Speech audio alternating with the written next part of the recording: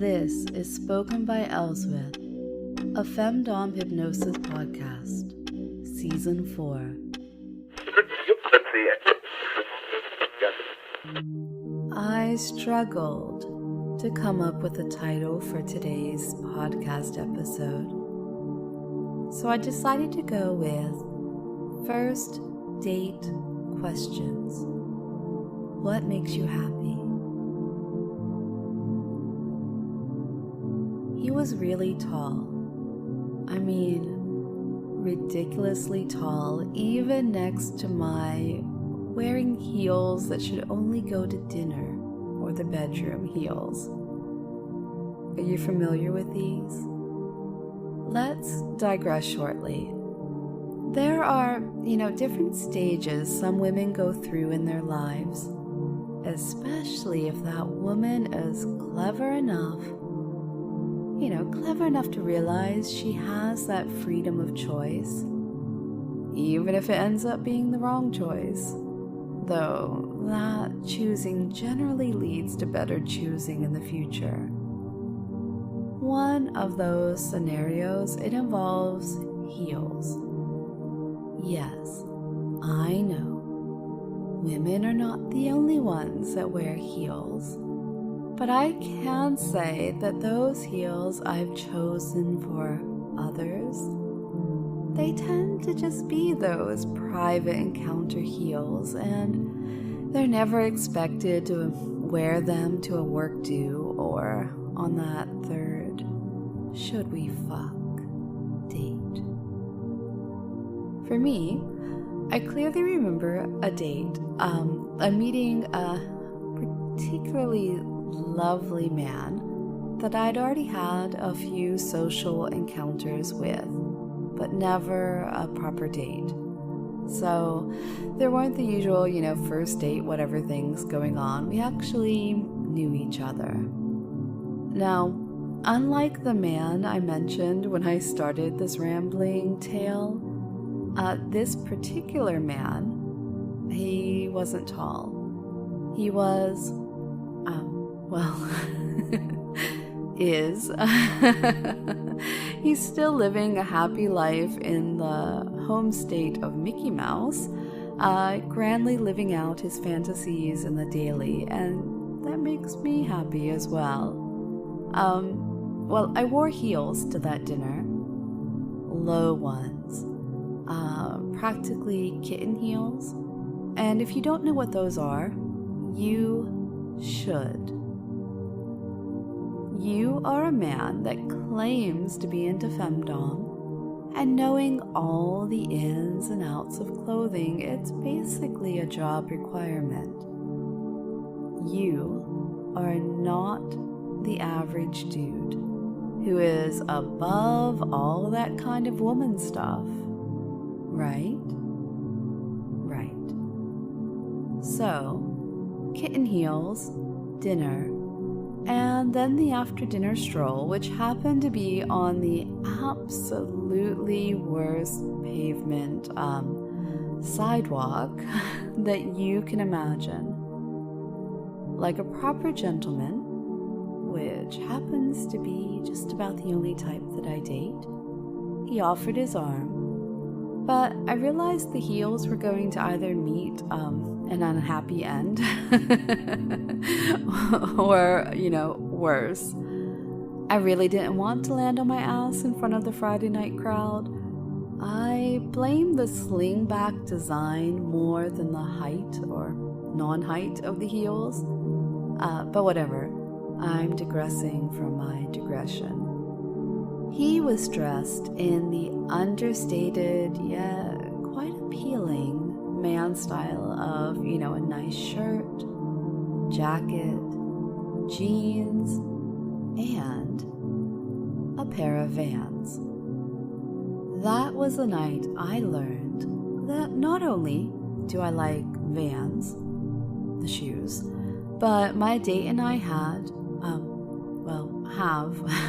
as I mentioned, he's still alive, And this is starting to make me sound guilty, isn't it? I keep saying, no, I swear, he's still alive. When I left him, he was breathing. Anyway, he's still alive. Obviously, so am I. And we have the same size foot. I ended up keeping his Vans, and he kept my heels. And that was also the night I learned about these marvelous inventions. They're flats that fold to be put into an impractical purse for when heels just won't do for a walk. And really, who wants to give up romantic walks just because of their shoes? So, certain heels of mine are for dinner, or the bedroom, or playroom, playtime. I mean, that counts too. The rest of the time, I confess that I prioritize my comfort and happiness over style. But since this is an auditory experience, you're welcome to imagine whatever on my feet. I actually encourage it. Go on. It can even be kinda white, warm and sticky, because some days that's the perfect sprinkling for bare feet, followed by a warm tongue. Oh, I should mention that this comes to mind because my shoe swapping date he's also a foot fetishist and played a pretty large role in my conversion. Just no tickling. I'm not into being tickled. So anyway, back to my story. Back to this party. He was really tall. We had a conversation about nonsense. Well, there's no shame here, right? So I'll just tell you. It was about whether or not Last Christmas is a breakup song. I'll let you know, I do have strong feelings on this topic, so if you want to be brave and share your opinion, go for it. At dinner, when our knees, they brushed under the table, it felt like I'd been punched in the gut. Now, how often do you get that? So I shared this with a friend of mine who was being nosy and asked about the dinner party. And she gave me the usual platitudes, appealing to fate in these circumstances.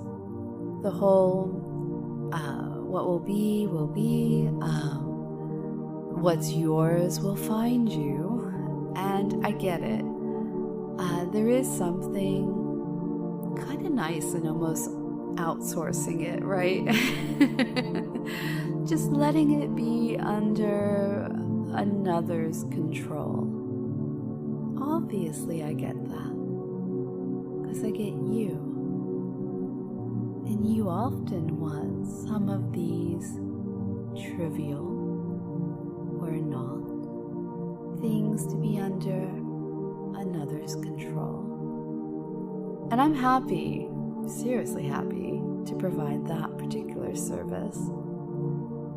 But I'm not really happy in allowing another, especially fate, destiny, whatever, to provide that service for me. I'm not really a what's yours will find you kind of woman. I'm more of a what's mine is mine because I claimed it. A follower recently asked me a list of first date kind of questions, and one included was the what makes you happy? And my immediate thought, which I did share, is getting what I want makes me happy. Now, it can be small. It can be a detail remembered, like tulips instead of roses, or those lovely manners that are used in 90% of the emails and messages that I receive. It's the person who goes to my wish list and sends me pens and and post-its, as well as things like the yoga mat, which it's kind of hard to describe, isn't it? Because I think in today's world, especially as we're coming up with Christmas and all these gifts that are just swirling around, having a gift, granted, it's a little cheating because I did put it on a wish list, but I do try to have a variety on there. But having a gift that comes, especially when somebody includes a note as to why they feel I will like it, it's just good, isn't it? It makes you feel seen. So remember that.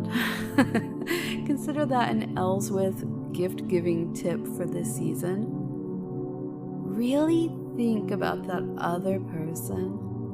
Put that thinking cap on. Maybe write a few sentences about them or something, but really think what would make them feel seen. Whether it's just an upgrade to something they use all the time, or something that you remember they mentioned back in July and you hunted it down. Good gifts are usually not about the money. Not at all.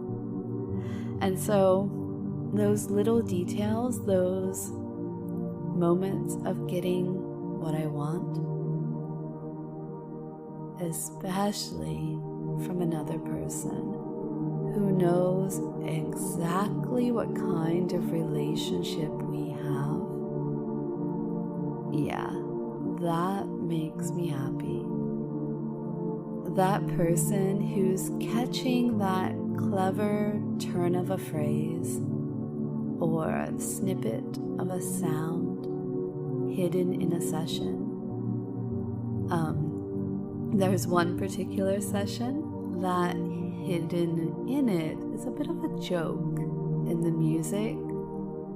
And man, I love that. I love that when somebody catches it and sends me a message about it, because it just makes it all worthwhile. I know there's a place for the HFOs, the JOIs, and all of that fun stuff, right? I'm not against it. I'm not against telling you exactly how to play with your cock. I just also like when you catch that little melody and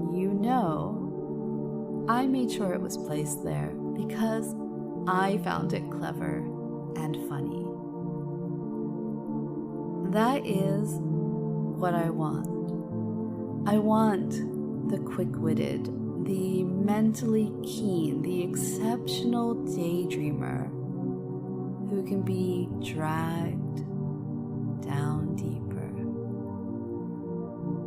So while the man at the dinner party was tall, a great conversationalist, and something about my body touching his body created all kinds of fireworks, I honestly can't say that seeing him again would be something that would make me happy.